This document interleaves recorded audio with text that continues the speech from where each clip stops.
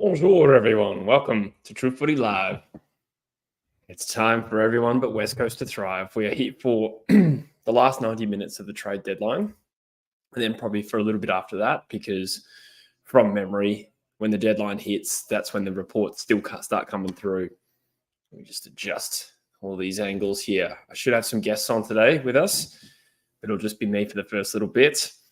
Got a couple of comments. Darth Jar Jar says, will this be a safe space where I can rant about the pick 3 trade? Yeah, that's definitely a safe space. G'day, Martin. G'day, Josh. G'day, PK. I'm going good, thanks, mate. I just had my breakfast and I'm now in position. We've had 2 deals done. I find myself a little bit, burnt out over thinking about the Eagles trade. I'm just hoping they do something today to rescue it. But it's kind of out of my system a little bit. Maybe it's not. Maybe it'll resurface fairly soon. G'day, Danny. Put Adelaide to fold as a club. That would be an interesting deadline day event. Rogies messaged me. Interesting. G'day, Rob. I'm good, thank you. How's everyone else? We have had 2 trades that happened while I was asleep. So we got the Gold Coast and Richmond dealing with Rioli. And we have Shea Bolton getting to Richmond. That's not right. Sorry, I was distracted. He's getting a Fremantle. Richmond literally have one more round, 1 pick than I have brain cells. Mate, I'm right there with you. Yeah, so I will. I'll talk to Joycey about the Fremantle Bolton deal when he gets on, because he's a Fremantle fan. What do you think the Tigers will do with their picks? Trade into the future or use away? Well, I'm not 100% sure, but I feel like they're not going to make that many list changes, right? Like, you'd need to have cut 8 players, and they have traded a bunch out. Or I suppose they have some retirements. Maybe they do have 8. It really comes down to how many list spots they've got. Because if they've got 8 or 9 list spots for the national draft, there's no reason they need to trade into next year. On the other hand, if they've probably got 7, they can, weigh up that decision to cut someone or rookie someone else that's currently on their list. But the downside is if all of those are first rounders, are they all first rounders? No, the first round ends. The reason that's important, because every first round draftee gets a 3-year contract by default. But does that include like Gold Coast's holding North Melbourne's priority pick, which is now at Richmond? I think so. I think that's the case. So that's important. Bottom line being, like, do you want to have 8 draftees on 3-year contracts all coming out of contract at the same time and being extended, or do you want to stagger that? So we'll see, but hopefully West Coast can try and rescue like their draft hand if they can do a deal with Richmond. Ray Gunter Suns for pick 2. No Dev Rob for the Eagles. Yes, I saw something about that. I don't think it's absolutely dead in the water. But yeah, I think it was just about done, basically. Sorry, I'm getting overstimulated here. I'm about to buzz. G'day, AFL Talks. You see my parody? I haven't seen your parody. What's your parody about? 7 picks in the first round. Okay, thank you, PK, for clarifying that. So yeah, we'll come down to list spots and what's useful to them, I think. And I'm not 100% sure where that sits. Like, West Coast still hasn't made... I think we've made a couple of the listings, 2 rookies. So we're waiting to see until this trade period. So I'm not sure what Richmond's doing in that space, because it's all relevant. Have I copped the roasting from Druzy? No, Druzy just told me he felt bad about the Eagles trade, that's when you know it's bad. Bolton's worth, in my opinion, was always going to have to give up 2 first rounds. Yeah.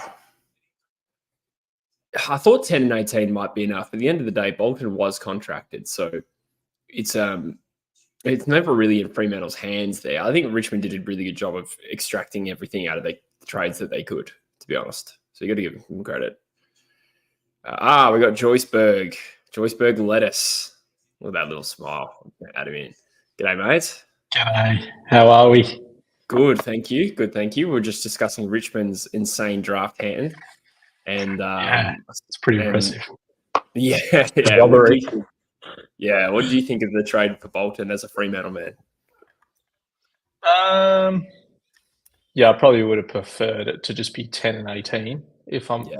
obviously, and for us to keep 11. Um, but yeah, it's probably a good middle ground, right? To make it happen. Obviously, I think both clubs were kind of at a standstill by the sound of it for quite a while. We wanted it to be 10 and 18. Tigers wanted 10 and 11. So if that is the middle ground that they have to meet to make it happen, I'm happy to do it. I would have been pretty disappointed if we came out of this trade period and didn't have Bolton, I think, if I'm honest. Yeah, for sure. I think for where you guys are at, that's that kind of had to happen a little bit. I think last night for me, you messaged me saying it was probably going to be 10 and 11. And then immediately after you clarified, the deal actually got through. But when I first thought it was 10 and 11, I thought, oh shit. So when 10 minutes later, I was it gets very clarified. worried. Yeah. When it gets clarified that it's Because 14 from 18, well, like Cal Twomey just like tweeted, the Bolton deal's about to get done, involves Fremantle's 10 and 11. And that's all he tweeted. So immediately I was like, oh God. Like, I was pretty confident we were going to get something back, but I was worried the middle ground was going to be 10, 11, and we get Bolton in a third rounder or something like that, which I think this is better than that scenario for sure. And yeah, I'm not, I do think it's a lot to give for sure. But Bolton's one that I really want for Freo. He's a pretty special player. And I think something we're missing, that X factor type player. So whatever, if that's what it has to be to get it over the line, so be it, I guess.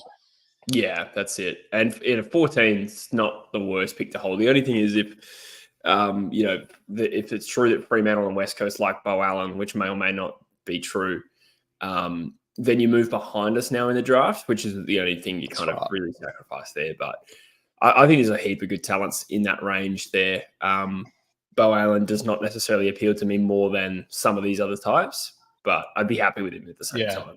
Yeah.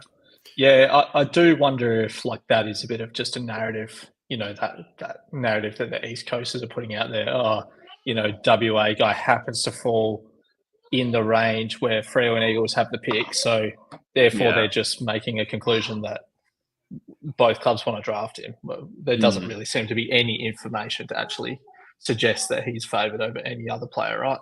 As far as I'm aware.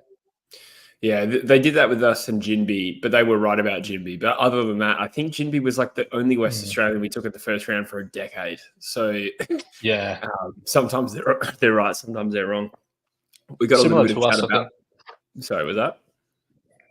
I was going to say, yeah, similar to us. I think there was a period there, like Heath Chapman, I think is the most obvious one for Freo, where he was strongly linked to Fremantle pre-draft. But other than that, most of the time we seem to just take who we think is the best. For sure. We've got a little bit of a chat about Baz Lenker. What do you reckon happens today with Baz? Do you reckon he gets to the Cats? Do you reckon it goes to the national draft? I really, really hope that does not happen for pick 17, that is, in my opinion, like that's, what's the word? Yeah, like it's kind of, what's the word? I can't even think of the word. I've lost it, but it kind of ruins the integrity a little bit of the system, I think. Yeah. So you do see like a trend even where though the best teams go for these players and they're like, oh, there's no way they can get it done. And then eventually the other team just says yes for some reason. I feel like the Pies kind of benefited of that with the Port Adelaide here with Dan Houston. Like it's not that the Pies didn't give anything up. They like tried everything they could to get that deal done, and it's not a shot at them. But I think a lot of people were saying that's probably not going to get it done, right? And Port Adelaide's accepted for decent assets. It's like when you package up all these trade assets in one deal, like I used to do on AFL Live 2005, and trade it for like the best player. It doesn't really add up, but I get your point. I think the same applies to the Cats here. If it's just done for pick 17, it's frustrating because it's just the fact that Geelong wanted the player and they get the player. But who knows? I suspect Geelong could come at West Coast today with 17 and 38 and try and get 12, and that will help. But in my mind, it has to be a top 10 for Bailey Smith. Well, that's what I would say a fair market trade would be. Like, take out who has what pick. If you told me what draft pick do I think Bailey Smith is worth, I'd say a minimum top 10. Yeah, ideally, probably top like 6 or 5, something like that. Yeah, it's interesting just comparing some of the deals. Like, I mean, 17 is worse than Liam Baker, the trade. So, not that I'm unhappy with Baker as a player. My concern was more price. Well, just the whole deal, not even 14 for Baker as such. But yeah, if you get like Liam Baker, who's uncontracted, going cheaper than Bailey Smith, who is also uncontracted, that one's a bit odd. And then you even compare the Rioli Gold Coast deal with Houston, then that's kind of more like for like, similar age, same position, both contracted. Yeah. But I suppose you can never get it perfect, and often it just comes down to which team is in the spot. Like Gold Coast didn't need pick 6, so that worked out for Richmond. I think, it's going to be interesting. I did read as well 20 minutes ago that the Stringer deal was completely off, given what's happening off field with GWS. I presume you've seen that since you've woken up. But I think Sammy Edmund just retweeted that it might be maybe back on. So that's definitely one to watch. Definitely. This Giants situation, which is not a trade thing, is very curious. What did I think we can talk about it. Like, where did I read? Did I read that from our chat? That there was some suggestion it was some sort of like I'm reluctant to say it out loud before I confirm. Were they like if it's in jokingly recreating a Diddy party or something like that? That's the rumor. That's what I heard, and a bunch of other things as well. Jared Hayne. It doesn't sound great, to be honest. Okay. But yeah, it's all rumors at this stage, so there's probably no point even really commenting, right? Yeah. I have absolutely no knowledge of details. Everything I know is everything I just said. There's talk of like 5 or 6 game bans, which like it seems crazy that they could potentially like be banned for games for this, rather than surely a fine is the appropriate penalty. Yeah. Like I said, I have no idea what they're actually accused of. That is everything I just said is everything I know about it. So I can't really have an opinion, really, especially not publicly. So one thing I want to ask you about, Jesse, is I'm not hearing much on Barrass. So how do you feel if push comes to shove? I think the Eagles should take a first rounder for Barrass. I think that's a good deal still, given his age and injury history. I think if push comes to shove, Eagles should still do the deal, personally. What are your thoughts? Okay. So I believe the offer is a future first and a future second, and we send a future third back. And that has been a stalemate for a few days, probably since the Carlton Hawthorn deal, really. As a neutral, I think that's a fair offer. Yeah, I think that's a fair offer. Yeah, I won't complain. I've also, sometimes you go into trade period with ambition about getting the best deal possible. Well, my hopes have been dashed in the last 48 hours.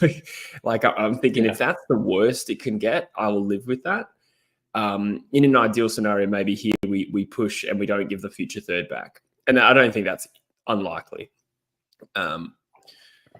I think the deal will get done. I think there's I don't buy into this idea that the deal's off because of West Coast screwing it up. I mean, I'll slaughter West Coast where necessary, but I don't think that's accurate here. I think it'll get done for future first and a future second, or a future third going back. So I'm not sure about the future third. But yeah, I'd probably do it at this stage for sure. I think it's a seriously good deal for West Coast. Yeah. Barrass's injury history is not great in the last few years. He's 29. Yeah, you could flip that into a first and a second rounder and lose a third rounder. That's good value, I think, for you. And a bit more ammo if Chad Warner decides to come back as well. What West Coast would argue is just that he's contracted important. Like, we are going to get worse without him. And Hawthorn's offered him 4 with a trigger for 5. So there's enough interest there for us to do that. And we're just doing our thing, right? We're just doing our job of trying to drive up his price. And a deal will get done, in my opinion. I'll be shocked if the deal doesn't happen. And if it doesn't happen, I'll live with it. Because at the end of the day, like, West Coast kind of got this started. Like, Barrass leaving is a product of West Coast not extending his contract. And you can certainly debate whether or not West Coast should have even extended his contract, because we've got a new list management team. So the things we'd promised Barrass before don't apply anymore. We couldn't do that. However, him leaving is because Hawthorn is offering more that we were unwilling to. So if West Coast don't get a decent draft hand out of this, then it's been just a balls up. It's different to a player who wants out to go home or something. Barrass is leaving, and we've kind of let it happen to get draft picks. So we want to maximize that for sure. Yeah. Joey Robertson says, hot take, Matt Owies will finish top 5 and West Coast BNF. Oh dear. I don't know if we'll have a great season if that's the case. I'm quite buoyant on Owies as a player. I think he's actually pretty decent, like good. He's a good roll forward type. Yeah. I like Owies in general. Right. I like him, and I like Baker, and I would urge Eagles fans, I said in my video yesterday, let's not take this out on the players. The biggest thing that Liam Baker did wrong was say that he wanted to play for us. He hasn't done anything wrong. And always, I can sympathise with in this situation. It's probably been it's probably messed with his head this last few weeks. So I'm happy to have him. I was still disappointed that if West Coast said no to 12 and 14, when Always is added to the mix, why has that no become a yes? Because we didn't really need him. I'm happy to have him, but I thought we were going to get him for like 60. Yeah. Oh, speaking of Rubius Hagrid. Hello, mate. Quite literally, mate. How are we? Good. The Thank dude. you. We're just discussing Fremantle's trade. They've just traded a future second for Josh Rotham. What are your thoughts? Oh, baby, definitely worth it. Unequivocally, we need another bloody Ethan Hughes type halfback operator. Yeah. Need someone to replace Ethan Hughes. True. Paradigm mystic. Hawthorn may need to deal with Richmond, who hold all the cards to get a high trade and on-sell their futures, else Barrass is done.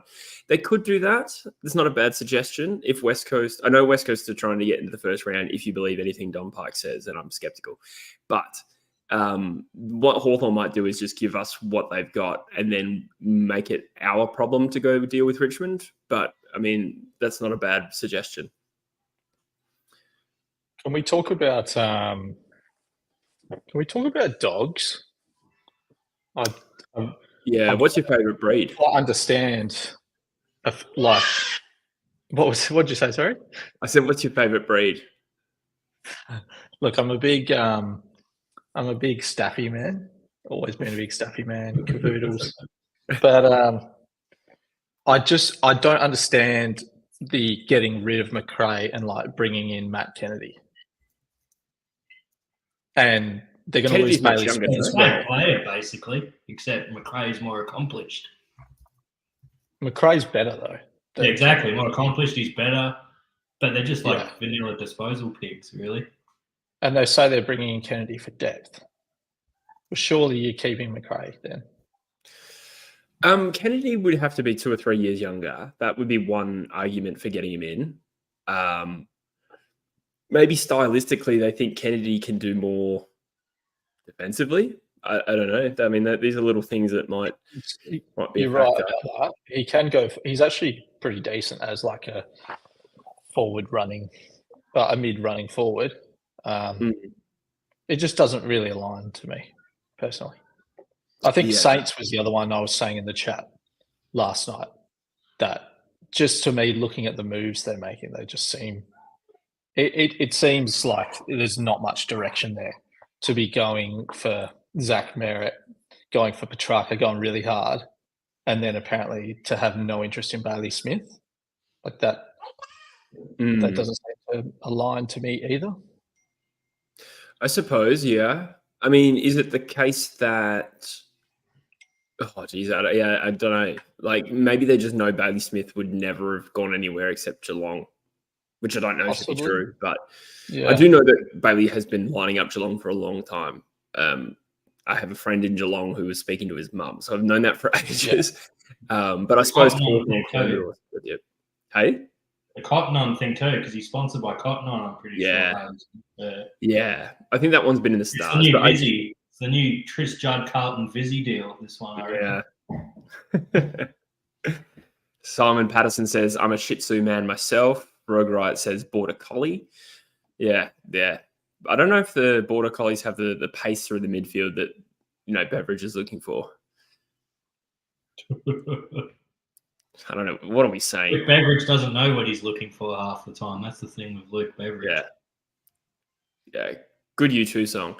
Saints are going to go hard for Brayshaw and LDU. We're planning for next year. Yeah, so they'll be free agents. So that one kind of makes sense. But I get, going back to the Saints, I get what your point is. Like, it's difficult to envisage which group do they think is going to take them forward? Is it the under 24s that I'm a big fan of? If that's the case, is it a bit odd to go for a Petrarca and not a Bailey Smith? Or I get your point. Zach Merritt, right? Like, what if Zach Merritt said yes to that deal? There's no, he's contracted, right? I presume. Yeah. So there's no way that, like, what's that going to take to make happen? Probably their 2 first rounders, maybe. Yeah, probably. Yeah, for a heavily contracted captain.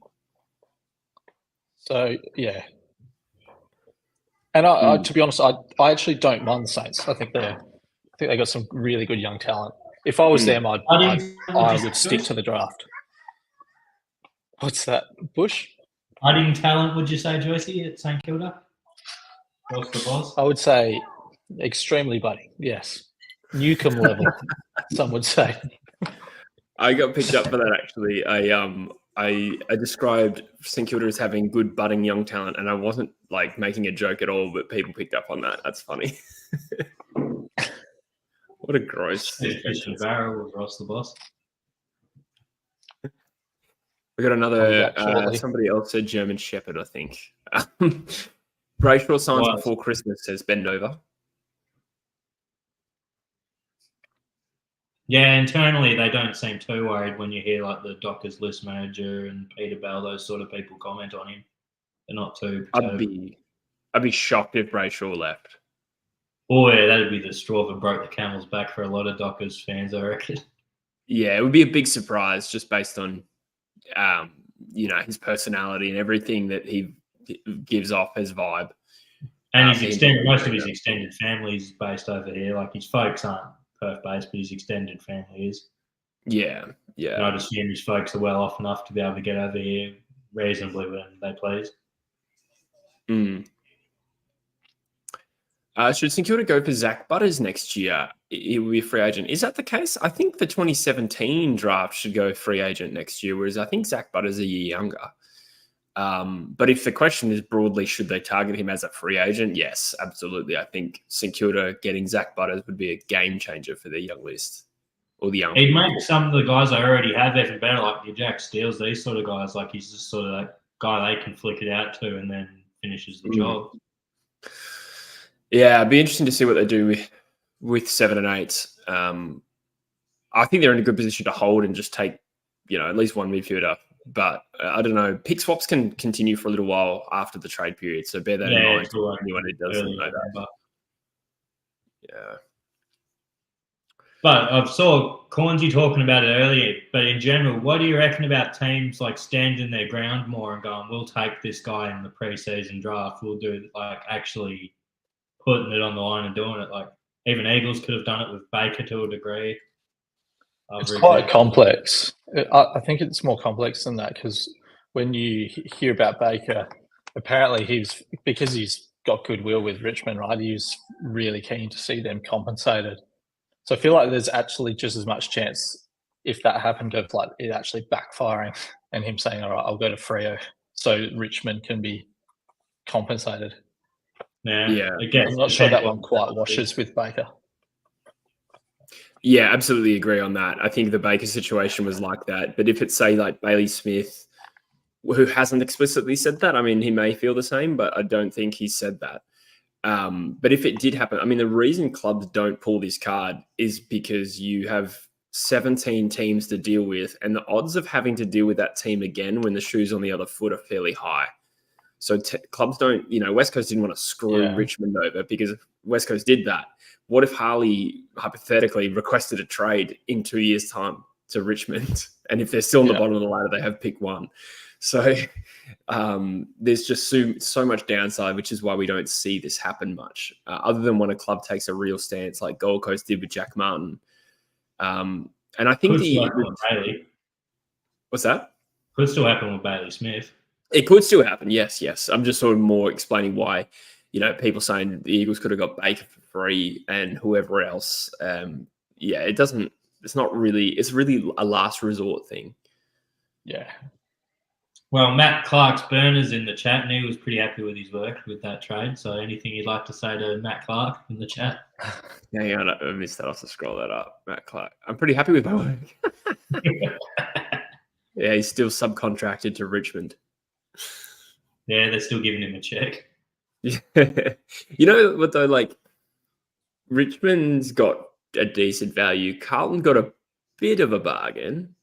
It's just that West Coast massively lost. Like that's how the value split on that trade is. It happens a bit in the three ways.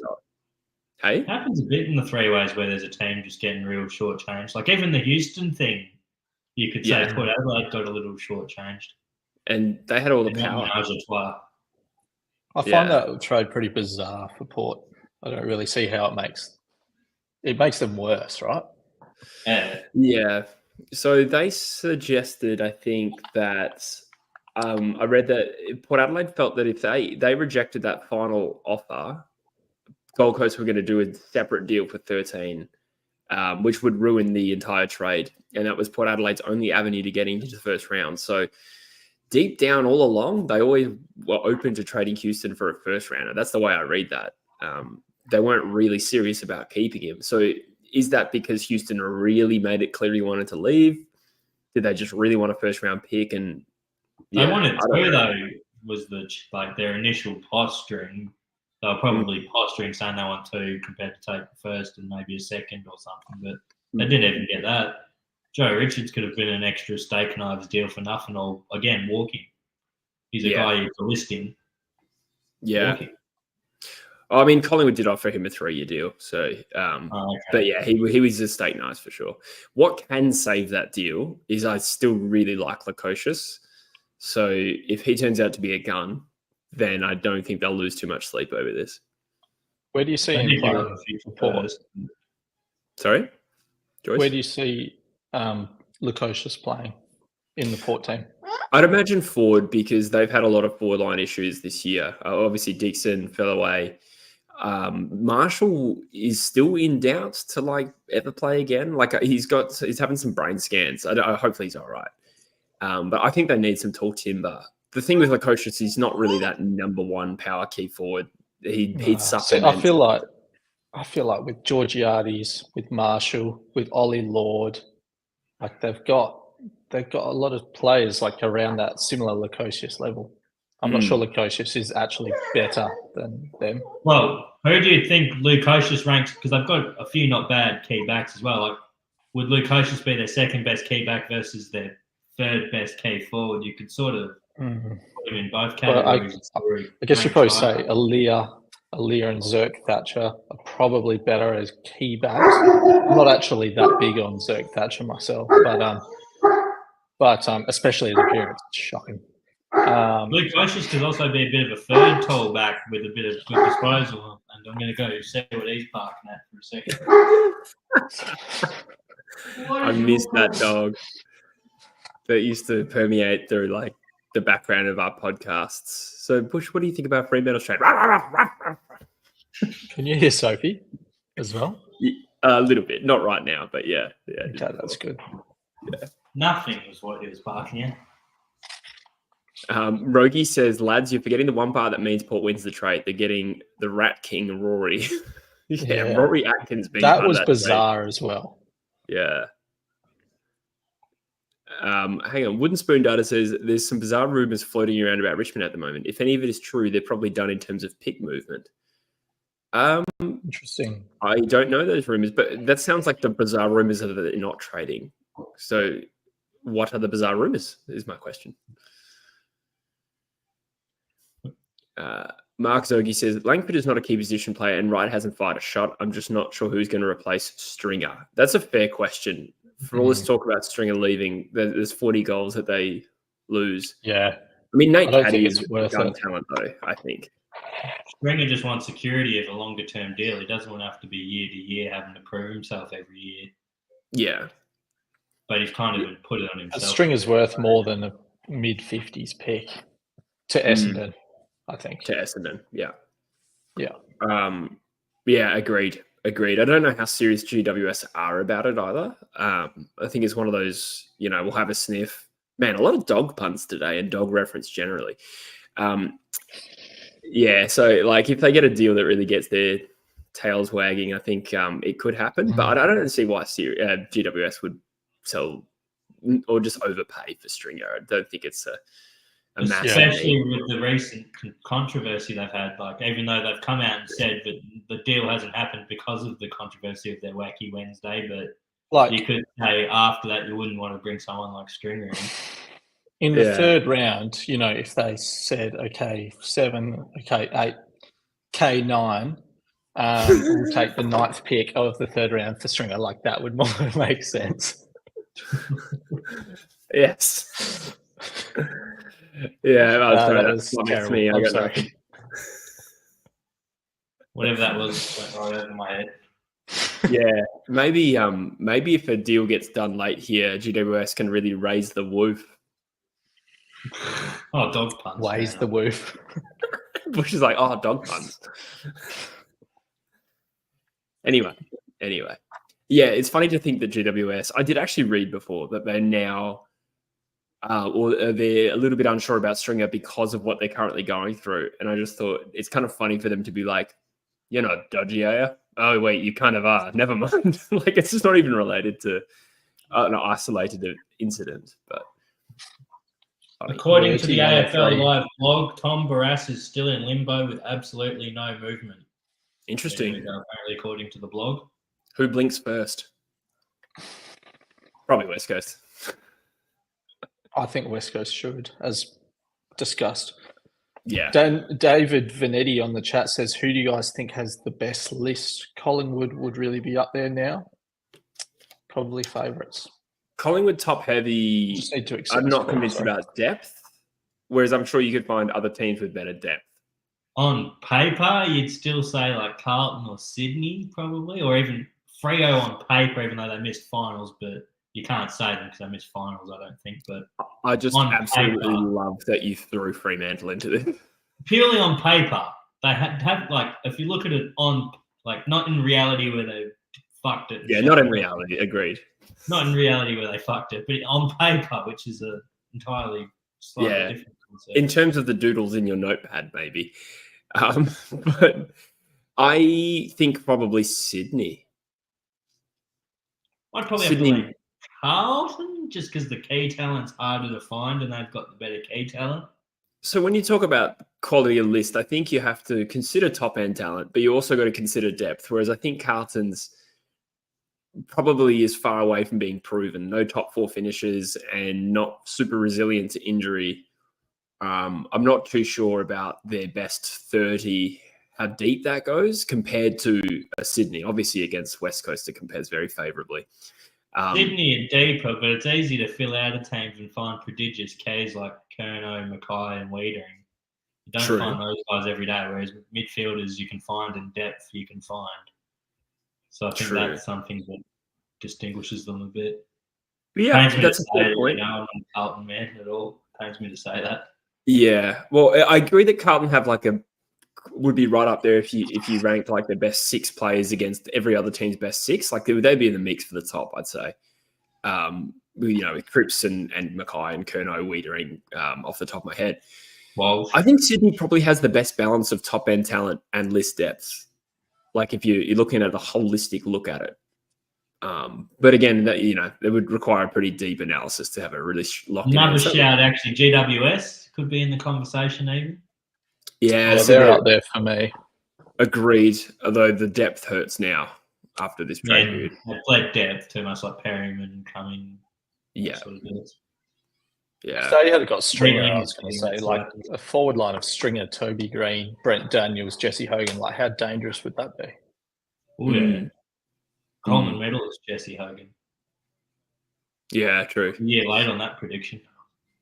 Wooden Spoon Data says probably shouldn't have said anything regarding a passing in the club. Yeah, that's not a rumor. That someone tweeted it. I think it's on AFL Trade Radio. Like the national recruiting manager at Richmond passed away today.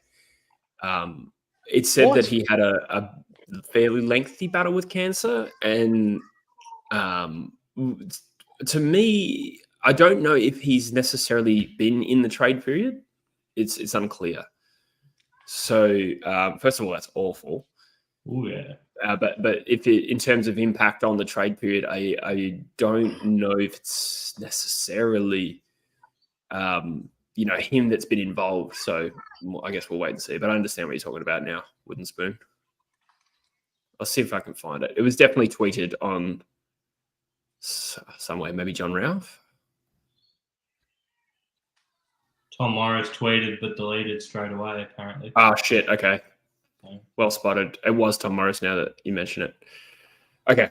Yeah, fair enough. I wonder why I deleted it. It certainly was out there. So it's okay. It's not really something that people are running with and misusing. Honest thoughts on the Suns' next few seasons' trajectory. Yeah, this is a good question. What are your thoughts? I've got some thoughts. Where's she go?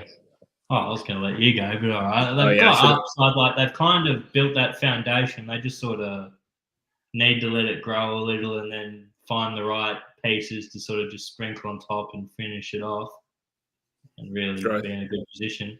But the top 12, the main guys, they've figured that out. They just sort of need to figure out the fringes now, I think. And now I think they've got their cap in a situation where they're actually paying their players fair value instead of 5-6 contracts on their team that are vastly overvalued because they got them at a desperate time. They're not desperate anymore. They're not going to be making those sort of deals again, I don't think, which is going to help them a lot. They're not going to be giving away first-round picks to get rid of Jack Bowes, that sort of thing. They're done with that. Yeah, I think we now live in a world where Gold Coast don't need draft picks, normal draft picks. They're potentially getting pick 1 next year. Is it Zeke Hewland or Zeke? Something like that. I heard them talking about it earlier when I was listening. Yeah, the academy, they'll get enough talent anyway, won't they? So 6 and 23, it's just Richmond's luck that they're dealing with a team that just don't value these picks in the same way. Now that you could say they didn't value pick 2 like they should have with Lockie Weller, but in this case, it's a completely different paradigm. But I listened to their list manager before, and he made a good point. He said, Gold Coast are consistently the bottom 3 for age and experience, which is something I've actually been saying repeatedly in my videos. For years, so they just want to change that. So it makes perfect sense to me that they're going for a Rioli, and the reality is it doesn't cost them pick 6 like it would have cost another team pick 6. I think it's a good get. Rioli is a good get for Gold Coast as well. Yeah. Hello, darling. Hello. Hi. For a second, I thought when I saw the bubbles on your screen, Joyce, I thought you turned on a filter. No, I'm actually just trying to entertain a 2-year-old for anyone that's wondering, whilst also being on a live stream. I expected you to turn on an aquarium one and be like, get back in the cage.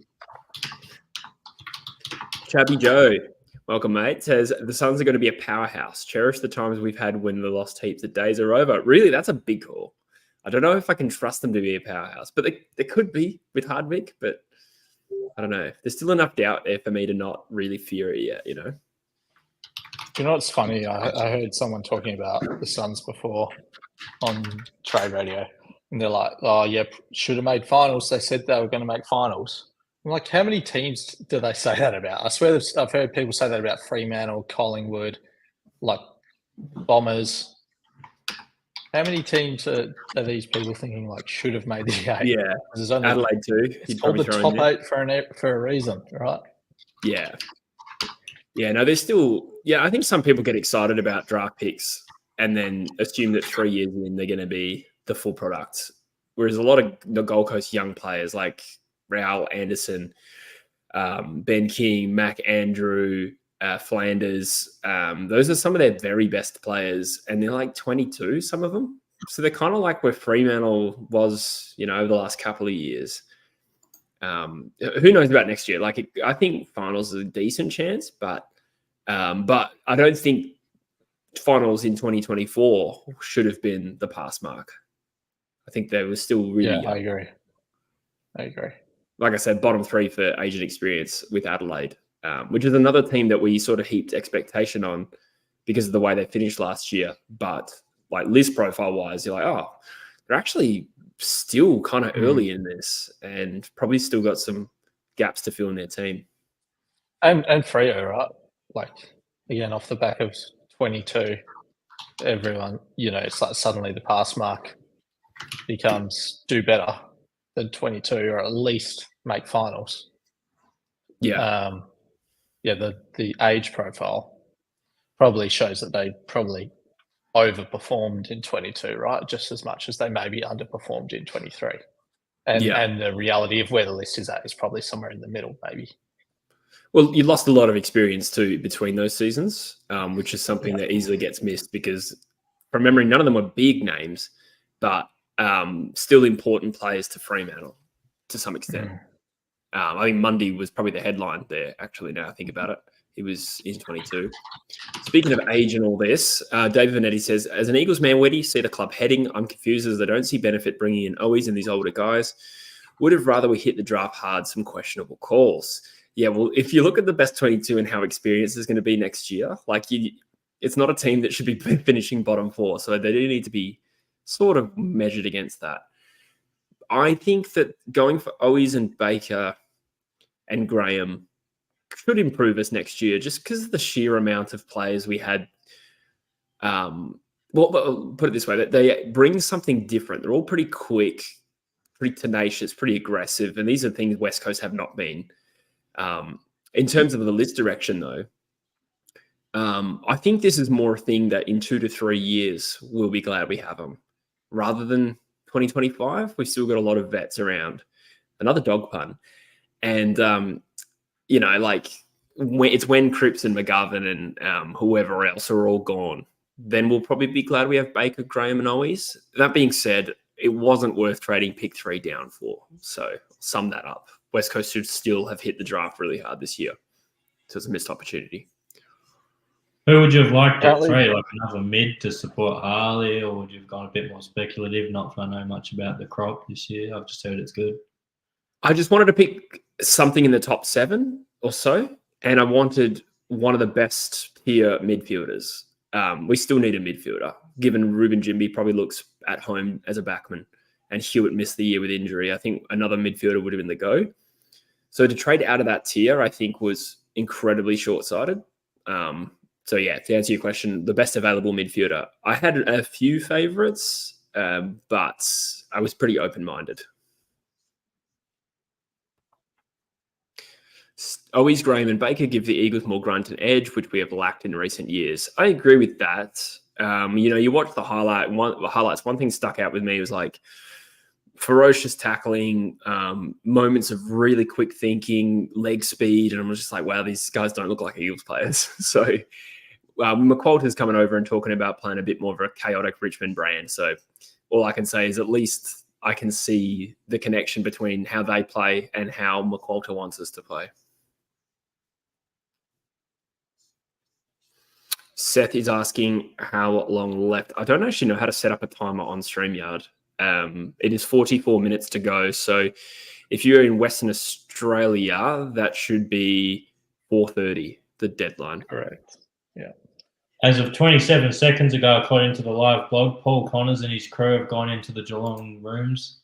Could be Bailey Smith. Apparently he's going between the Geelong rooms and AFL House, which is quite interesting. Yeah.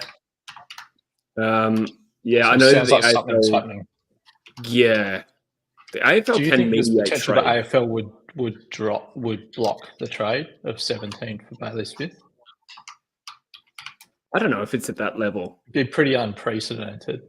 Yeah, Like for a mature player like that. They've done it before with GWS for Jay O'Meara and things like that. Yeah. But I don't know if we've seen it with like a 23-year-old before. Yeah, blocking the trade is extreme. The AFL have the power and they can mediate trades under the CBA, but you'd have to think that would be for extreme things. Whereas a late first for a player who's just done an ACL, while it is unders, it's not at blocking territory. So I hope that is not the case. But I do also hope the Dogs get more than just 17.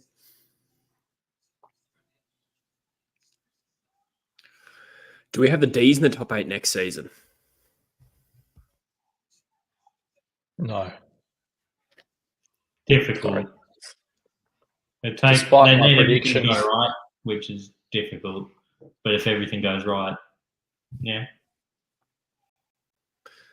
They're I do, while I would question some of the trades in isolation, I do like that Melbourne over the last 2 years will have taken 5, 6, 9, and 11. So three top 10 picks and a pick 11. And out of all the teams that are deep in finals, or Melbourne's in the window, let's phrase it like that, they will be the best placed when Tasmania come in, because they would have had a number of high draft picks. Now, last year they traded 14, 27, and 35 just to move from 14 to 11. They took Tholstrup. And look, he could be the best player there. It's too early to tell, but could they have kept their later picks and taken Darcy Wilson? He's out for sure. Oh. Jesse will be right back, folks. In the meantime, please enjoy the musings of Daniel Busher, comedian and philosopher. Baby. I thought that was me that made it shit the bed just then, because I had a thing pop up my Wi-Fi died, I reckon, but I thought it was me that killed things.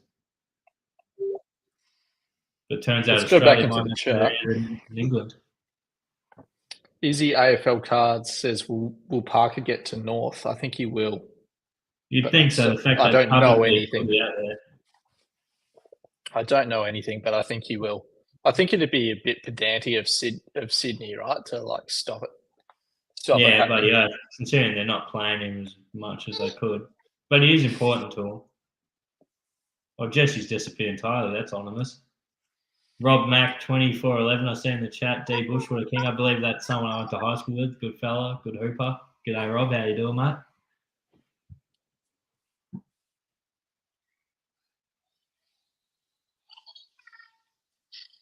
Lack thereof, Riley. Lack thereof of a haircut, I'd say. Do we add him back here, or what do we do? Oh, here he is. Here's the commandant. I took my laptop charger out for 2 minutes and it zapped it the whole way in about 2 minutes. So my laptop died. I'm back. Oh, a bit ambitious. You missed it. Eagles have traded their pick 14. Sorry, their pick 11 or 12, whatever it is they have. For Dev Robertson? That's right, for Dev Robertson. Yeah. No, I traded it down straight up for 19 with Sydney. I wouldn't be surprised at this point. No offense to Dev Robertson, but you would have been stoked to see that nothing eventuated there, right? Yeah. I don't know if I'd say stoked, but yeah, not a high priority for us because we have no draft picks for a start. I mean, he's probably fighting a spot with Jai Cully on the list at the moment. So, like, if we take Robertson, we probably cut Jai Cully. Maybe there's a slight upgrade there, but yeah, much of a muchness, really. You'd probably get Dev Robertson for free in a couple of years unless Neil retires in the next couple of years. He ain't cracking that bloody Brisbane team with Levi Ashcroft getting there. Yeah. I'll hold it. Yeah, maybe. maybe. I don't think he'll become a first choice Brisbane Lions midfielder. Is my prediction. Definitely not. But was a talented player going in. You'd still take a flyer on him, I think, if it wasn't costing you anything. Yeah. We just simply have nothing to give at this point, unless Clark is going to give up 12. I think the thing that hurts Robertson as well is like he's a real role player. He's not getting by on like his technical ability. Like he's actually, like I'm sure he's he's a hell of a lot better than I'll ever be, right? But when I watch him, like his skills look pretty average. So it's like you need to be like your pressure game or something has to be next level then if you're going to make it, and it just doesn't seem to be quite there. In my opinion. I think he'll be like a tagger defensive mid as opposed to an actual midfielder or on-baller. I mean, technically he will still be an on-baller, but you know what I mean. He'll be like a Hutchings or a Crowley, and those are two pretty good versions of the same thing. So, yeah. Darth Jar Jar says we'll give the Lions pick 12. Yeah. Harley Reid might see there's no future at West Coast if they don't get draft picks. Yeah, I think the play here might be improve the team quickly to avoid a few more years at the bottom. But equally, Harley probably would have been happy if we got Finn O'Sullivan because they know each other through Vic country. So I don't know. Yeah, that's the thing. If you had a high pick this year, you would have got someone that Harley has a connection to that would have helped retain him, which is even more valuable than a couple of mid-20s, decent, but not A-grade players. Do you feel that West Coast got rid of pick 3 because they're scared to convince Harley and pick 3 from this year to stay at West Coast and look at the best WA player? I really hope not. We've heard in the past that sometimes with drafts, a lot of the top candidates say, I'm not leaving Vic. That was the case in 22. I don't know if that would be the case this year. I don't think that's necessarily why. But again, I really don't know. Wasn't O'Sullivan probably saying he wouldn't mind? Yeah, O'Sullivan, yeah. My gut feel is that I think that the Eagles probably identified that they really weren't sure who the standout player was to use pick 3 on. So I think they probably thought, and as everyone says, the draft is so deep, so even this year, that there's a really high chance this year of getting a very, very good player at 12 still. And there's probably a higher chance of stuffing the pick 3 up this year than most other years. It's my gut feel if they thought there was a standout prospect at 3, it's highly likely that they would have kept that pick if that pick would have fit the Eagles. But I think they probably didn't see that. So that's why they were happy to trade down. Yeah, I agree. They didn't necessarily have someone like lined up for him at 3. That's a fair conclusion. I just think our best pick being 12. Like I was always actually okay with splitting 6, but I wanted to stay in that top handful of picks. So to enter the draft at 12 and have just 1 second rounder and then nothing else, like that is West Coast shitting the bed.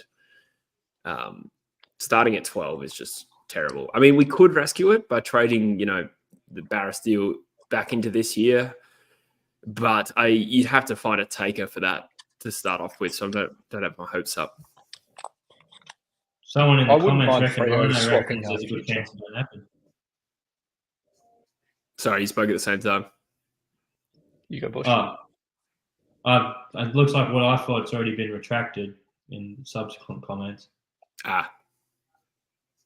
Apparently, future first and 2 future seconds for Barrass, according to Rhino. According to the comments, it's Chinese whispers at this point, but I'll back it in. Wow. Sorry, from Tom Morris?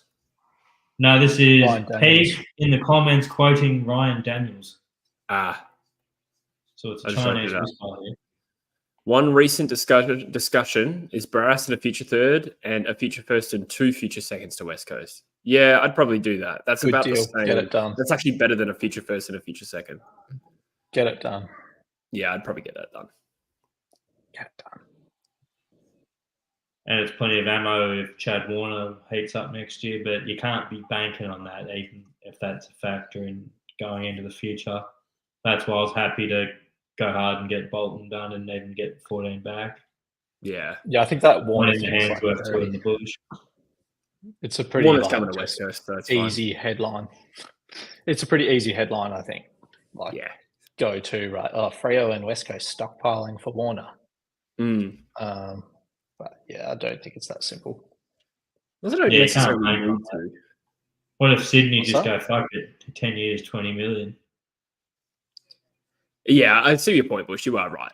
It is. You don't want to sacrifice the now for a strategy that could blow up in your face if Warner decides to stay. You're right. I do think Warner will probably head home, and I also kind of think like, does either WA team need to have 1 million first rounders to get it done? Maybe Fremantle does, but West Coast is probably going to have like pick 3 again.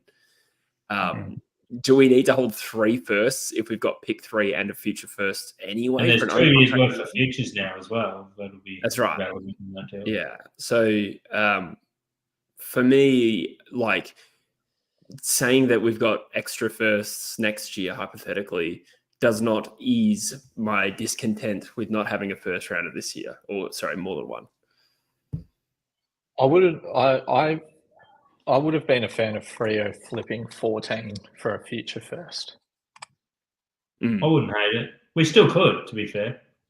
If we got, say, Suns future first or something like that, or like Saints future first, something like that for 14 this year, and then that would kind of give us the ammo if Warner does become available. That would give us 2 first rounders so we can get it done if we have to get it done.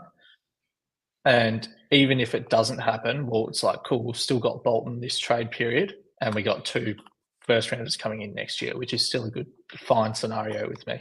So that just feels like a good way to give Fremantle flexibility. Yeah. Well, I mean, West Coast has a future first that they'd probably, I would trade into the present. Sorry. Would you do like, you'd probably be Hawthorn or Carlton's future first for 14. Would you do that? No.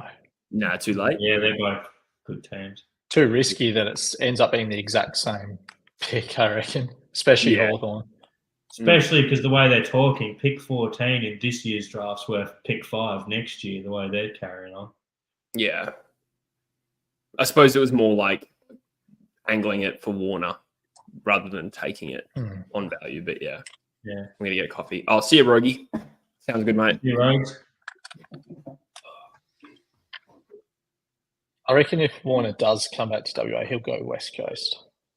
Yeah. It's more and more sounding that way. I've still bought stock in they've whispered to that whole East Fremantle draft class with Jackson, Warner, Sharp, Freo. I'm still a little bit into that conspiracy theory, but now that we've done the Bolton deal and haven't moved into the future, I wouldn't say it with any certainty at this point, I don't think. From a Freo perspective, I'd probably put West Coast ahead of us now, especially because I probably will get the war chest to have it done with this Barrass deal, you'd assume. And if you, I saw a tweet earlier, look at Freo's like mature age recruits in the last few years. We've got Jordan Clark, Luke Jackson, Shea Bolton, and Jeremy Sharp. Like that's pretty elite, right? Oh yeah. In terms of what you've bought in, that's very exciting for Freo. And we've done good on those deals. Like we haven't gotten fried on as many. We've got fried on like the Hogan deal, obviously.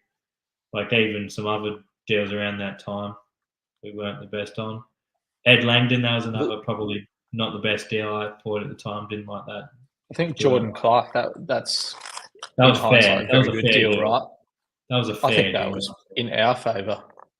A little bit. It was a fair deal. He'd be worth Like a first rounder. Yeah. It was 19. So just getting back to the chat, sorry, really quickly. Yorkie's just asked, I've seen no news today at all. Did Barrass get done? No. So the answer to your question, Barrass has not got done. We've just seen a little bit of a suggestion that it might be a future first and 2 future seconds for a future third and Barrass. Also, he just said Sydney just asked for 44 and North's future second round for Parker. Sydney. What are they smoking? Is he out of contract? Let me check. I kind of assumed he was, but maybe he's not.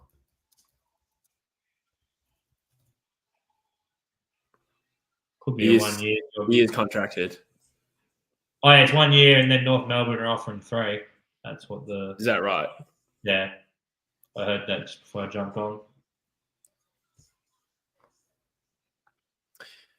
Hi, guys. I live in Sydney. I'm hearing Swans will do everything to keep him. I'm hearing Warner is happy to stay in Sydney for another 5 years. He is still young. Maybe. 5 year, $11 million deal. I'd stay if I was him. And we'll get there anyway. Yeah. But you're going to be at a team just contending for a flag for 5 years. Maybe Eagles figure it out in 5 years' time. If that's where your head's at, you can hop off the Sydney train as it's on its decline and hop on the Eagles train as it's on its uptick. Or Freo should still hopefully be flirting with it, assuming we don't shit the bed. Yeah. Playing for the Eagles would be a hard sell. But we'll see. We do have a new coach, and yeah. No, that's it. That's all the optimism I have. Hawthorn has offered a future first-round pick and a future second. Yeah, that's got to be a typo, deranged Firefly, now that I got to the end of it. Future third round, I think, is what it's meant to say at the end.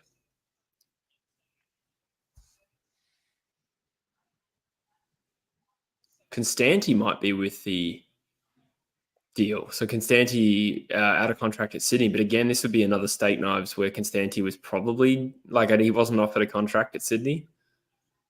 It's another OE's type of deal. Yeah, a little bit. Rory Atkins.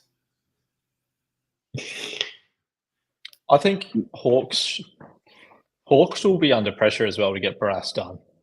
He makes their team a lot better instantly. I think they're both under pressure, and that's why this deal is going to happen. They both want to get it done.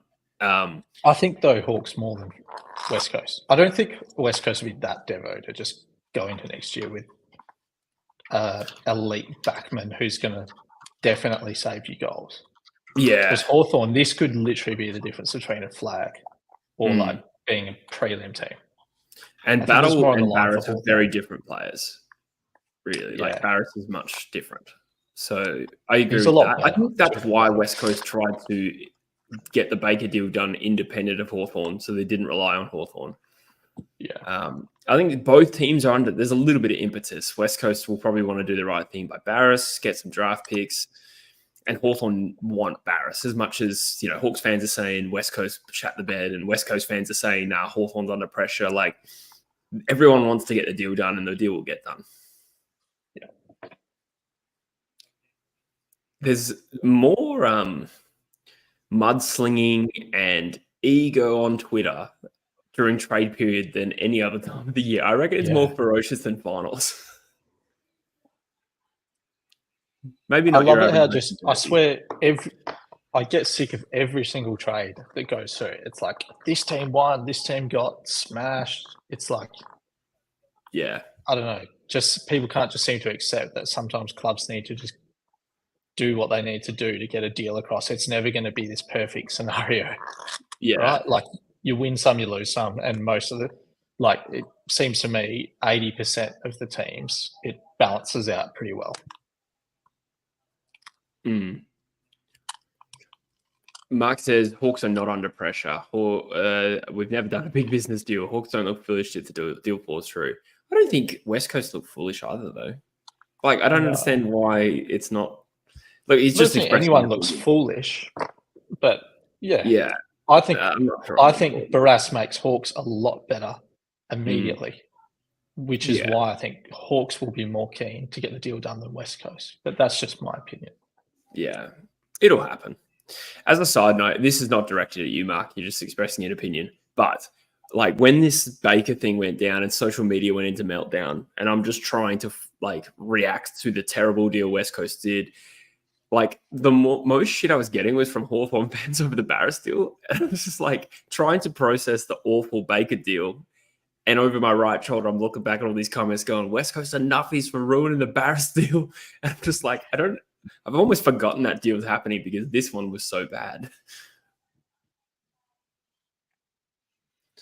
I have heard a lot about how Hawthorn don't care about this from angry Hawthorn fans. That's all I'll say. But I do know that West Coast fans have also, not been great, I'm sure. Every club, right, has its nuffies and its good fans. Mm. Yeah, you were saying there was a lot online about Bolton. There was a lot online about Freo getting smashed in the Bolton trade. It's just funny that we're 36 hours removed from West Coast being embarrassed. I don't want to speak too soon or sound vindictive when I say that either. Yeah, no. But it's come on, those two trades are not even close. Yeah, I don't hate the Freo Bolton deal. If we didn't get 14 back and it was just 10 and 11, I'd be ropeable. But even that still feels like overs. We did have to pay overs. He was contracted for 4 years, consistently top 5 on their BNF. We did have to pay overs, but we didn't pay excessive overs. I feel getting 14 back is something. And the same with the Tim Kelly one, and this is why, I've always said that the Eagles were right to do that trade. You should do what you need to do if you think it's going to give you a chance to win a flag. It's worth the risk, in my opinion. That's what we're in it for. We're in it to win the flag. You're not in it to just finish second or finish high every year. Yeah. If you think a trade will make you win a flag, I think you should do it. Yeah, and our midfield was our weakness. So, I agree with that. Eagles, Mark says, Eagles look foolish over the pick 3 deal. I do agree with that. But they should have pulled the trigger on 14. Well, 14 this season is probably still not as good a deal as what we're likely to end up with if you believe Twitter. I presume you mean 14 on its own, which was Hawthorn's original offer. So, not. Oh, Barrass still down, says Reef. Let's have a look.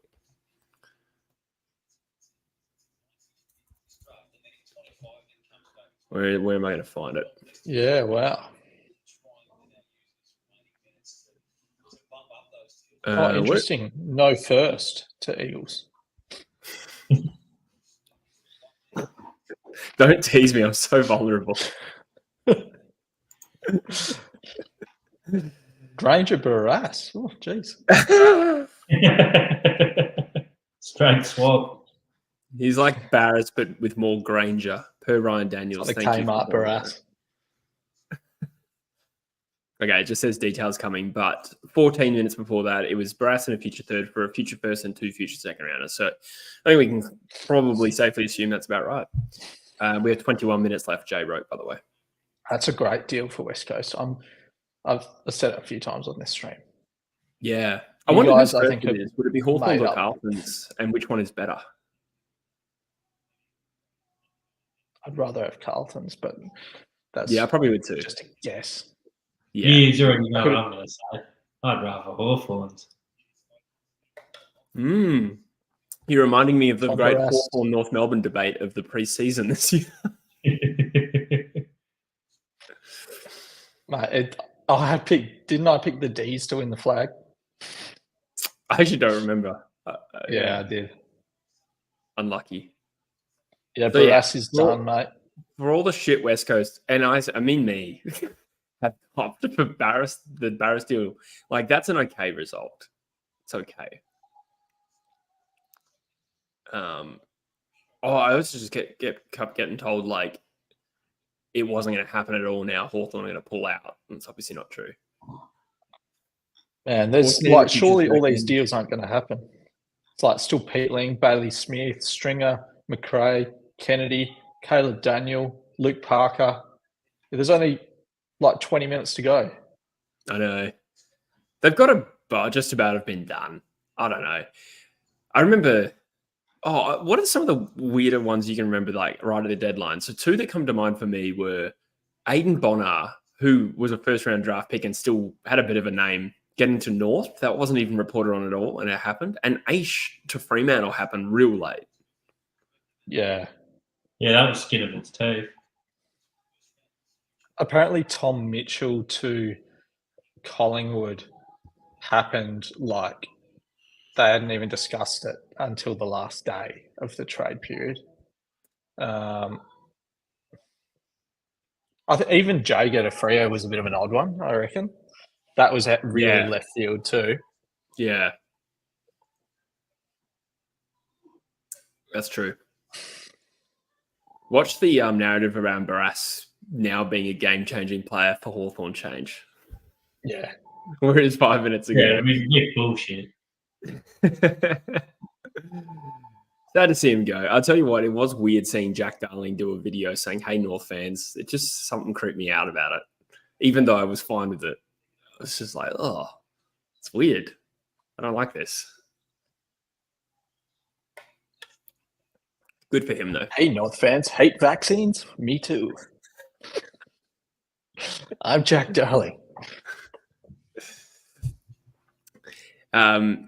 Hearing Saints have put forth an offer for McRae, guessing it's 32, and McRae and 32 for 35 and 45. Interesting.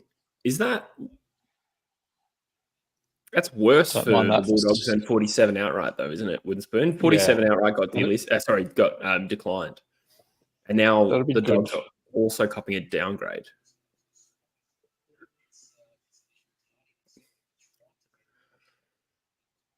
We'll have to sign off in 5 minutes. Got the 30s the wrong way. Okay, thank you. Wouldn't spin data. I probably could have just inferred that, but my brain wasn't working.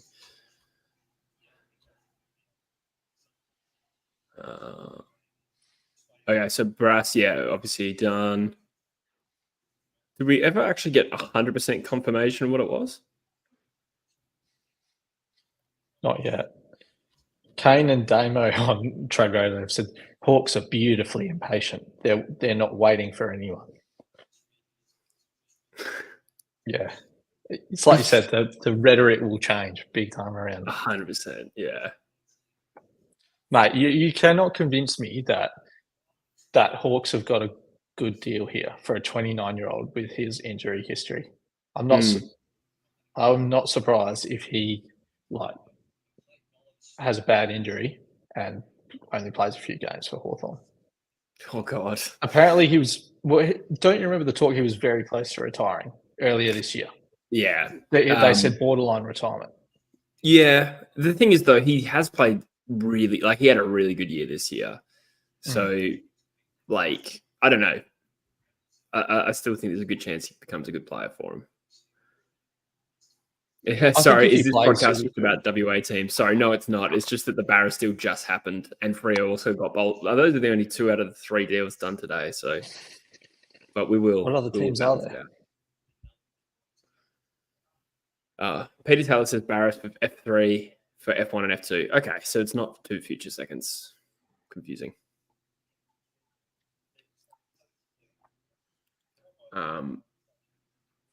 You'd think an Eagles F3 is pretty close to a bloody Hawthorn Carlton F2. There wouldn't be that much difference in picks there, really. Yeah.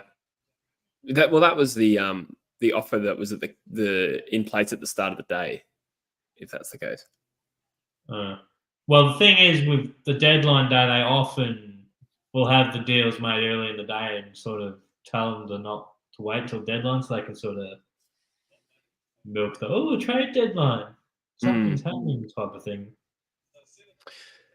15 minutes to go. Tom Morris has said Constanti will be thrown in as part of the Lou Parker trade.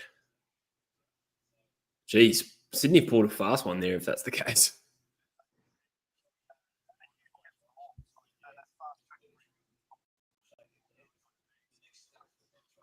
Yeah, Kane Cords is talking up the Barrass deal. Interesting. How good was Kane Corns' commentary on the Eagles? I was loving that. That was funny. Yeah, it's good to see him go off on Port Adelaide as well, because he's normally very biased towards Port, but even he couldn't. On that one. Yeah, it was just a shitty deal for them, in his opinion. It was just a bit lackluster, I think, to describe the Houston deal for Port. Maybe they didn't get like roasted or like completely fleeced, but it was just below par. But they had the power. That's the reason it's shit. I hope Caleb Daniel gets to North. I think it's a good move for North. I think it's a good move for Caleb Daniel. If I was the Dogs, I'd keep him, but it seems like they're pretty happy to let him go. But I think that's a good move for North, and because of that, I hope it happens. The big question though, Joyce, is if Caleb Daniel gets the North, is he worth a first-round draft pick next year? He's worth pick 10, I reckon. Precisely, pick 10. Well, like we should talk about in fantasy draft league this year, he went very early on Caleb Daniel because he had forward status. Bit me hard, especially because I got way too scared off Sam Flanders' pre-season game, so that scared me off Sam Flanders. Yikes. To be fair, the draft was 11 a.m. Sunday morning. I got back from Japan 1 a.m. Sunday morning. I was very unprepared for that draft as well. I took Lockie Weller, if that makes you feel better. So Peter Taylor says, I have no doubt North will get bent over in the last minute deals. If it is the case that North are given a future second and 44 just because Constantine's involved, that's steep. I'm not gonna lie. Like it's not gonna break the bank, but it is on value. Like just throwing in Constanti doesn't really move the needle, considering he was probably going to get there as a listed free agent. You'd be a bit insulted if you were 17 yet. You'd be a bit insulted if you were thrown in as like a steak knives, to a deal. Like you'd feel pretty not valued. Yeah, I did see that. Owies must have felt probably inflated. He's like, wow, I'm part of a deal for pick 3. Beautiful. But I saw Liam Baker posted that he'd only received like hate messages so far. The fuck is that? Yeah. I hate that. It was pretty funny though, talking to Liam Baker on the radio, and Josh Jenkins is like, is it true that you loved West Coast and hated Freo when you were growing up? He was very diplomatic. Yeah. He has nothing but respect for Freo, but he was an Eagles fan, yes. I think it sounds like he had his heart basically set on Eagles all year.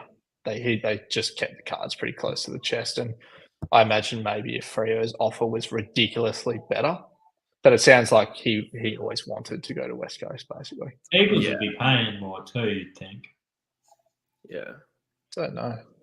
I got a lot from Richmond fans. Was it Richmond fans? Yeah, when the Hawthorn Carlton deal went through, Richmond fans were like, oh, he's going to Freo now because we're going to get better draft picks. And I was like, all right, let's wait and see. It's not going to be that much of a difference. It was funny the whole time. Glad he didn't as well. Which team was going to get him? Both fan bases were like, no, we want Eagles to get him. No, we want Eagles to get him. I wouldn't have been that. Yeah, I wouldn't have been that happy with 10, 11, and 18 for Baker and Clayton. You don't really need him as much as we do, I'd say. I was going to say, we're starting to like get real tight with spots in the 22. Like he's probably competing with like Banfield, I reckon, for like a spot. If Baker came in, and Banfield's, to be fair, had a pretty good year. Like maybe Sam Sturt, who again he kicked goals. Fellas, I'm going to have to bail for the last 10 minutes. Sorry, but I will be. I'll be in the chat. So cool. Speaking of shitty deals, I've got a nappy to change before 4:30. All right, see you, lads. Joyce doesn't even have kids. Yeah, I'm talking about the dog. Talking about grandma. Thanks for being here.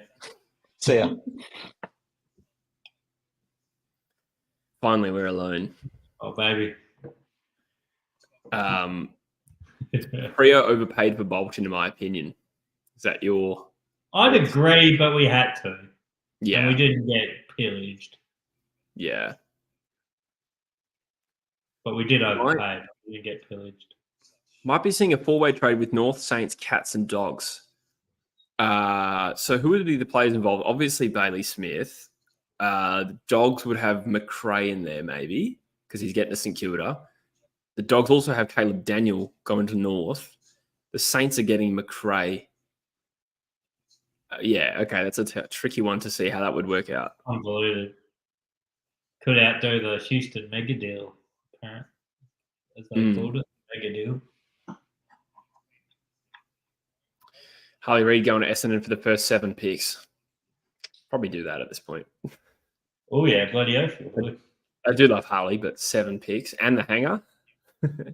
Yes, especially in the super draft, and you can get a team playing and land in Melbourne at the hanger. Yeah. Peatling all but done, says Wooden Spoon Data. He's really providing the best updates. Well, all of you are, but Wooden Spoon Data is also feeding us info. McRae is 45. He looks younger than that. Guessing swap of 30s too. There you go. Other than West Coast, is Port the team that got shafted the most in a trade? Probably.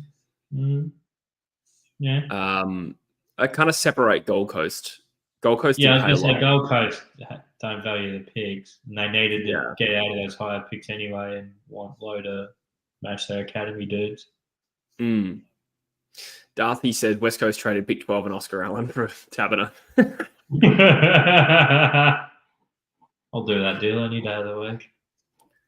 Hawks give Carlton Hawks first round. Hawks give Carlton and Carlton's second round. I'm confused by that. Hawks give Carlton Hawthorn's first round and Hawks Carlton's second round. Yeah, I think you mean the Eagles. So we got Hawthorn's first and is that caving or is that pretty much like what we expected? I suppose you could say that West Coast didn't get more than they were hoping for, but it's not a massive drop.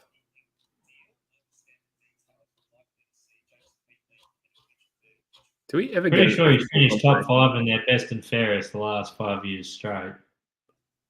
Who's that, sorry? Bolton. Someone in the comments reckons you didn't even finish top 15 in their BNF. Pretty sure he's been top 5 years straight. Surely that was due to injury. Did he get injured this year? Not finishing top 15 doesn't make sense. Yeah, I'm pretty sure he was pretty healthy.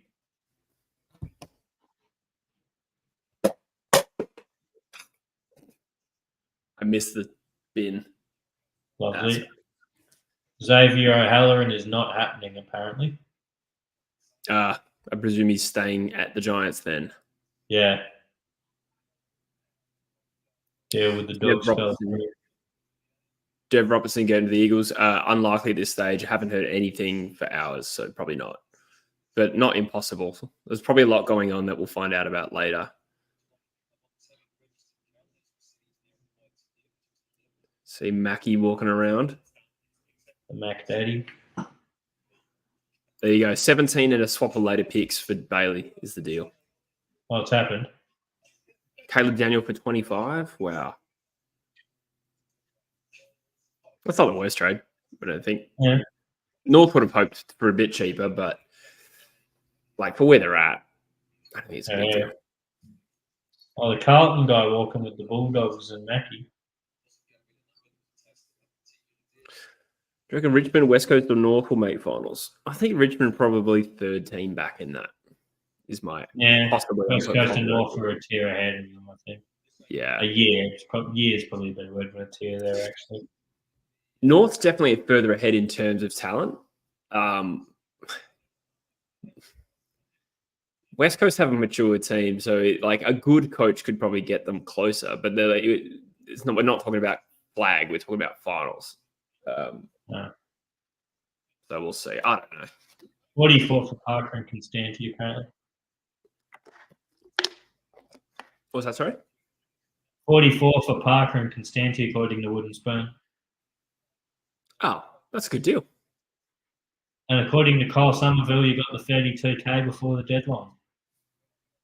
Thanks for pointing that out, Kyle. Yes, hit that sometime yesterday. And then a bit extra. So, yes, thank you, everyone who's jumped on board.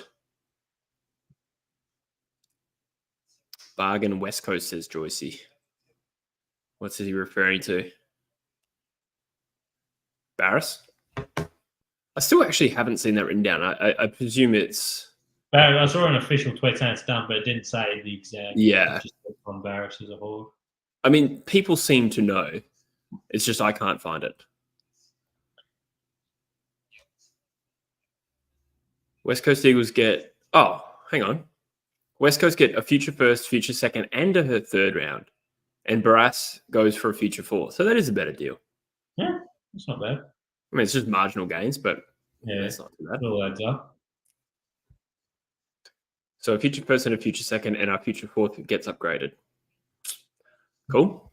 So that just gives us a little bit to play with in terms of trying to get back into this year, which may or may not be possible. The Roos, if the Roos got 44 for Parker and Constanti, that's pretty good. Mm-hmm. I think, because Sydney, right before that, somebody said Sydney asked for a future second as well. Dogs caved on Bailey. I suppose they did cave, but they really had no choice. So he was walking. So yeah, like the alternative is set as nothing. That's just the system, which some teams respect and some teams exploit and some teams don't. Unknown whether the futures are Hawks or Carltons at the moment. That's a good point, Darthy. Thank you. Lions got any deals left? No. Sharp got done. Robertson was talked about today. Not likely to happen. So we'll see. Are we trading into the draft? Don Pike suggested so, but my trust with Don Pike's words are low at the moment. I think we'll try, but I don't know who would trade out of it for us. Maybe Richmond, but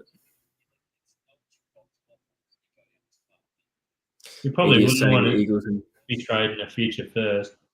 Because top three, there's going to be players who emerge. Because I remember a year ago they didn't rate this draft, and now it's a super draft.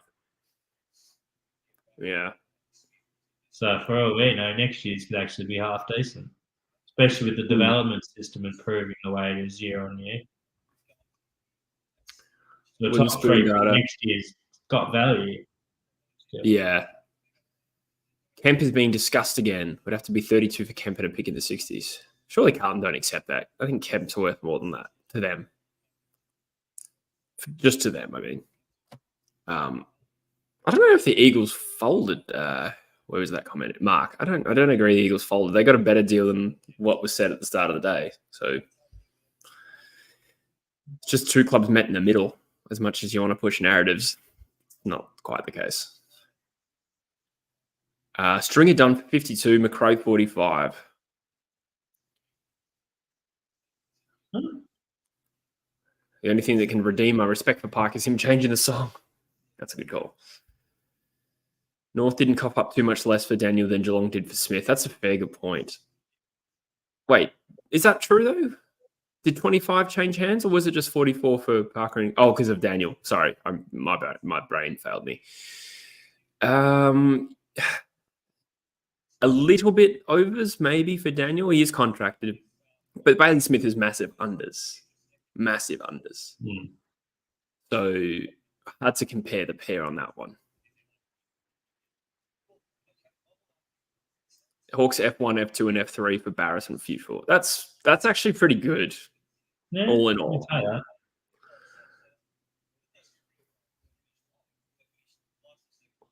How long we got left? The Hawks future third, and then the future first or second could go either way. We just got like a whole extra draft. Almost.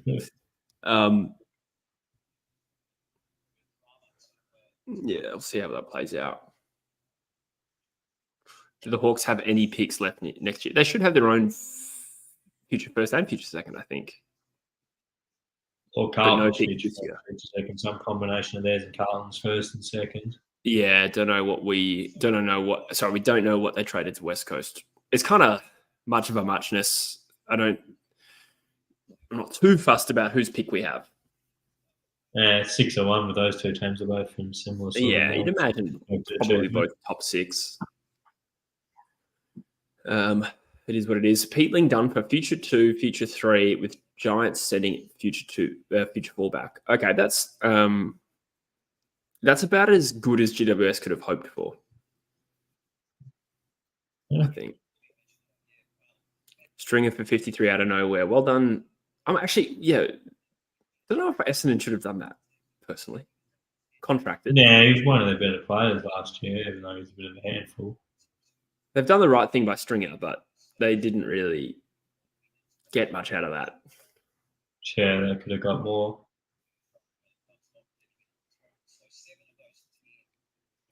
Agreed, Mark. Ended up being a good result, if that is correct. We've heard a few different stories about what that trade is, but a few people running with it now. Yeah, Peyton is one of the Crows. So the deadline has passed, but that does not mean that all the trades are. Well, it does mean the trades are done, but it doesn't mean that we've heard about them all. So we can still expect a little bit of info.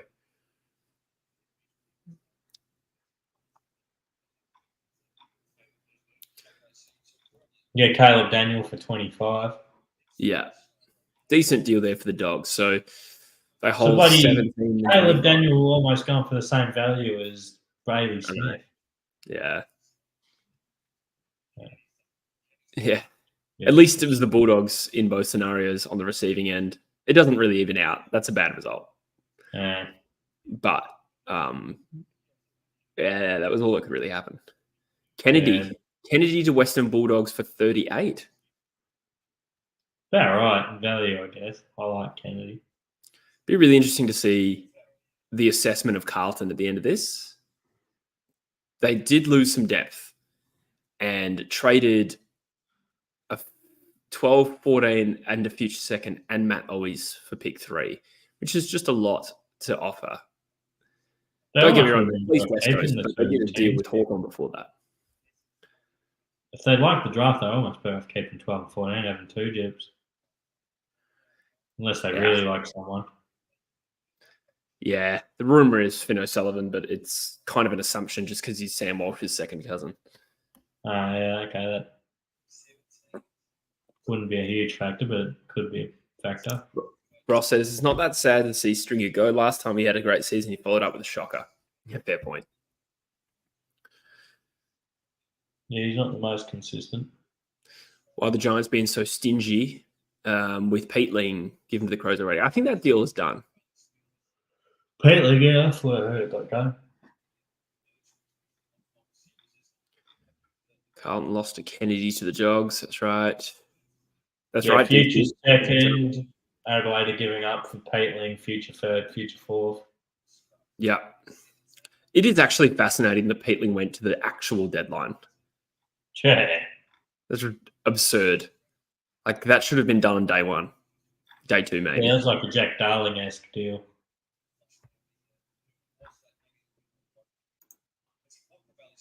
We got Owies. That's right. I like Owies. I reckon he looks like a bloody guy who's in the SAS, but they send him to like recruitment days to like sign people up. That's just what he looks like to me. It looks a little bit like Jim Carrey in The Mask. It does a bit. He's got like a real strong jawline. Oh yeah. Yeah, that's what gives him that like military sort of vibe. Just like SAS. North have to split 2 on draft night to have a couple of decent picks. Yeah, well, Richmond would probably be one option, and Melbourne. More likely Richmond, I would have thought.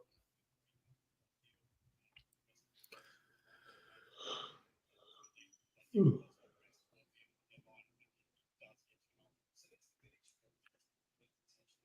Kemp looks like he's staying in the Blues, says Dom. Interesting. I would have been surprised. Like, if Kemp had also left on top of Kennedy and Owies. Yeah, it is a bit of depth. But don't get me wrong, they're like 16 or 23 guys in their list, but they're in the 23.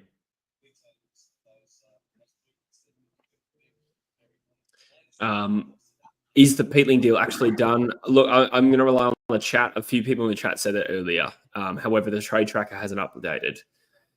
But possibly. So McRae did not get to the Saints. Is this the case? It is getting confusing. Yeah, I haven't seen anything on the live blog. Because that was happening. Oh, no. We've got a late mega deal. Geelong get Bailey Smith and 45, and they give up 17 and 38. Far out. They've done well there. The Saints traded 45 for McRae.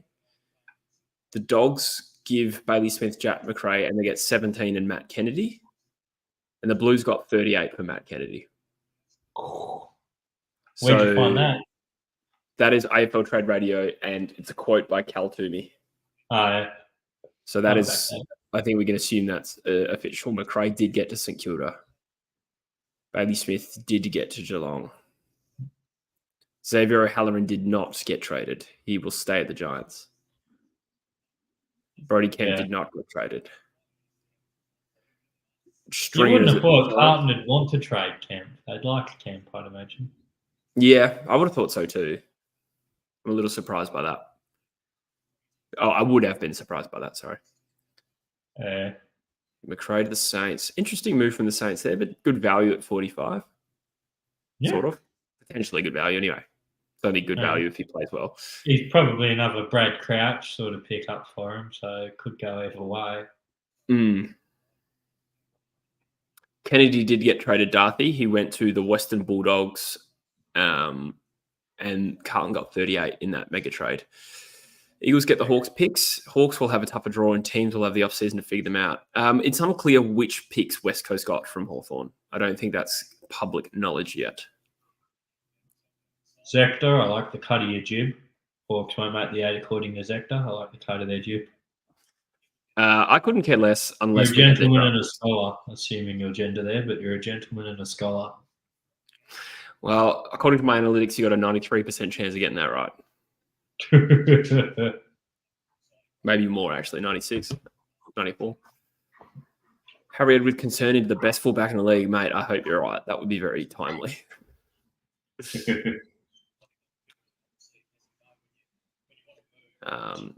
Details still incoming for Barrass. Dev Robertson also stayed with Brisbane. Probably for the best there.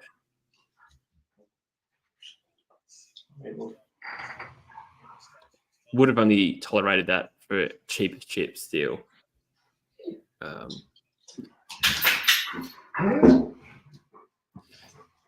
Yeah. So Caleb Daniel to North, that would be interesting. There's a lot to unpack here. Interesting. That's what we got at the moment. Brass did get the Hawthorn way back. Yep. There you go. LG Mate in the next comment said that, with a future fourth also going back to Hawthorn. I know North mostly got has-beens, but as a sad North supporter, I am happy enough. We have been unsuccessful dragging anyone of note. I agree, Matt. I think you did all right this trade period. You get Parker, Daniel, Darling. You did everything you set out to achieve, and you're going to have pick two or two good first rounders if you trade it. I'm back in 6 weeks, Kyle. Just about. Yeah. Oh, baby. First week of December. Metropolis Fremantle, mate. It's happening. Don't know if they'll let me back in. And Constanti also got there, right? Yeah, Constanti and Parker 44, I believe. Yeah, so that's 4 players North got. That's all right. Poor Dev most likely can get the listed next year. I mean, it's possible. Yeah. He's not happy about pick 25 for Daniel. Yeah, he would have hoped for something back. But he is potentially still very good. Hawks have no draft picks for 2 years. Yeah, for all we heard about them not really wanting Barrass, no draft picks. Actually, they do. They hold. It's Carlton's picks, all their own. They hold. No, they're okay next year. My mistake. But they still did obviously trade hard for Barrass. Bacillus says 1, 6, 10, 11, 18, 20, 23, and 24. Can this turn Richmond around in 3 years? I'm going to say not in 3. Not in 3. Do they get them all in this year? That's the thing. Do they take 8 picks, bring 8 kids in 1 year, or do they transition some of that to the future? Yeah, so one option is they could trade 2 of those picks for pick 2 for North. I reckon there's going to be an appetite for that. And I think West Coast would target one of those with a future first. Yeah. But we'll 6 see. probably. Yeah. I don't know if Richmond would give up pick 6. That's going to be the sticking point. Yeah. It's a good pick, gold. Yeah, let's say you've got McQualter and Baker, right? You're going to be superstars. We don't want you to pick. Yeah.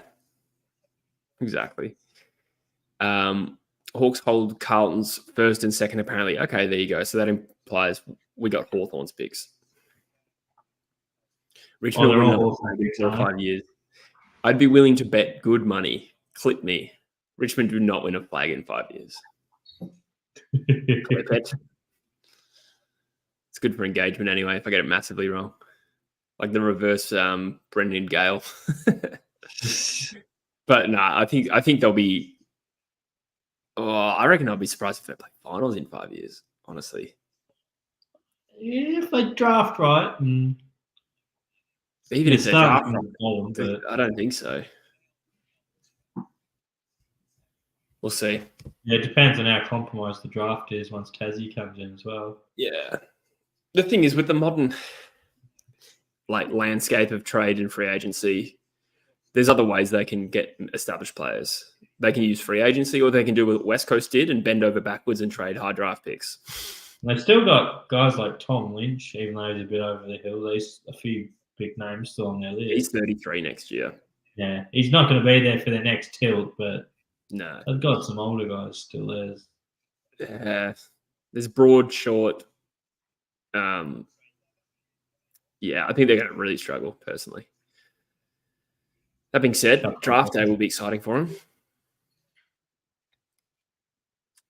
Peter Taylor is not happy about Constantine. Yeah, I think there's something to that. He maybe as a rookie or something like that, he would have been worth it, but didn't add much to the trade. But at the end of the day, it was only 44.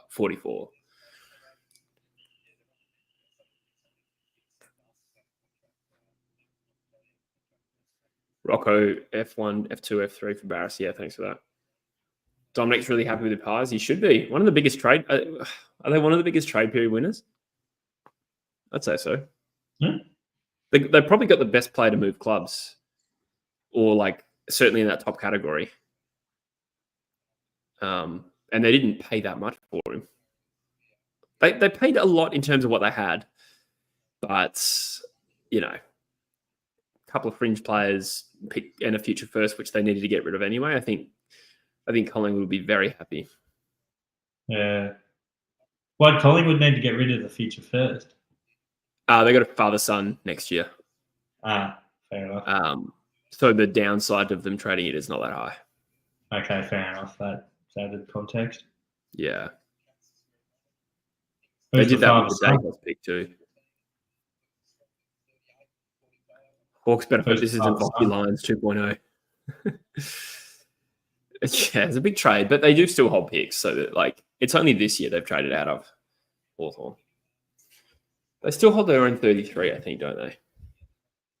They didn't move. Yeah. So they have one pick in the top 35.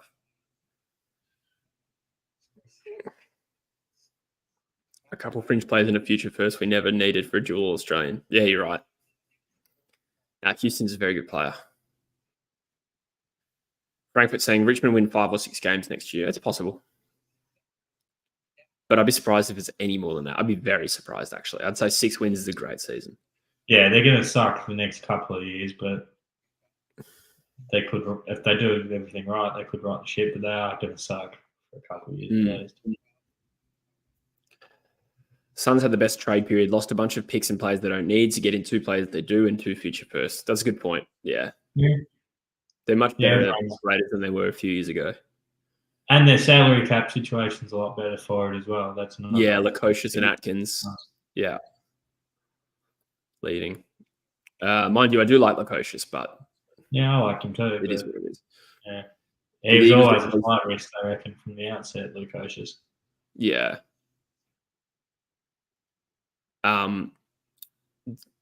Did the Eagles get fleeced again? No, we didn't get fleeced. I think we got an okay deal for it. Yeah, the Barrass deal is about right. Yeah. He doesn't rescue the first one, but we'll see what we can do. We hold 2 firsts next year now, so maybe trade our future first into this year. I think it needs to happen. I wonder how many new pops we're going to have, though. Warner, Eagles for sure. Eagles midfield to be led by Warner, Reid, and hopefully Hewitt. Oh, mate, that'd be great. Is Tassie more appealing to players than Gold Coast or GWS? Not really. Yeah, probably not. I think GWS is probably the most attractive to play at. Yeah, you get to live in Sydney and no one gives a shit, so you can actually walk around town and enjoy your life rather than getting hassled every 2 seconds like you do in Melbourne and Perth. And probably Adelaide. Good culture. Like, as a footy club, they're very strong, I'd say.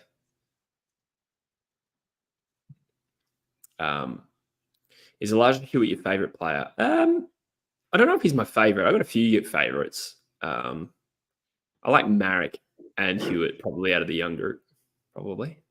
Yeah, I'm a Marek fan. Hey? I'm a fan of Marek. Yeah. Ivan.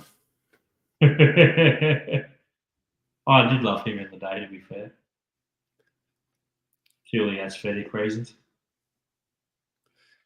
Metal Pig says Hawks didn't need picks. They were league best for defending inside 50s, but terrible once they got in there. They needed defenders and got it done. Probably only lacking a decent big forward now. That's true. Yeah, I agree. Hawthorn did what they needed to. That'll be all right. Rogie, I'm fine with the Barrass deal. Again, we're still working out specifics of it, but on value, it was fine.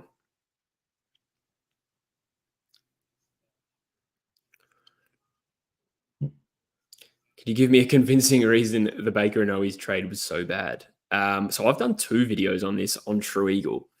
So I don't know if you've watched those and are still unconvinced by what I said, but I think trading pick 3 in your short down to 12 is just the opposite of where we need to be right now. And 12-14 and Owies was a bad offer. Because you could have got Owies for nothing. Yeah. Or 60 or something like that. Or a future third.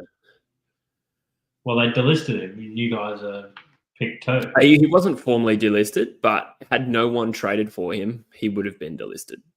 Yeah, so don't trade for him. Let him delist him and pick him up. Carlton never offered a contract, which makes him not formally delisted, but if it hit a certain date, it would have been a delisting. He definitely does, Rogie, unequivocally. That's exactly how the next 5 years are going to go. Yeah. I reckon we might wrap that up there, guys, because I'm still got to do two videos today. I'm going to do an Eagles video and I'm going to do a video of everything that happened today. But this has been good fun. Thank you for everyone for being here. Quickly before we go, actually, thoughts on what the Bulldogs received for McRae and Smith. So McRae was 45. That is about as much as you could get for a 30-year-old who lost his spot in the team. Bailey Smith, obviously that's a bad deal, but there was no alternative, which is just shitty and unfortunate for the Bulldogs, really. Geelong had nothing else to offer. Probably could have tried harder to make something work there, but yeah, it's still bad. Maybe a first and a future second would have been fairer. That would have ended up better, right? Instead, it was 17 and 38 for 45 and Smith. That is not great. Yeah.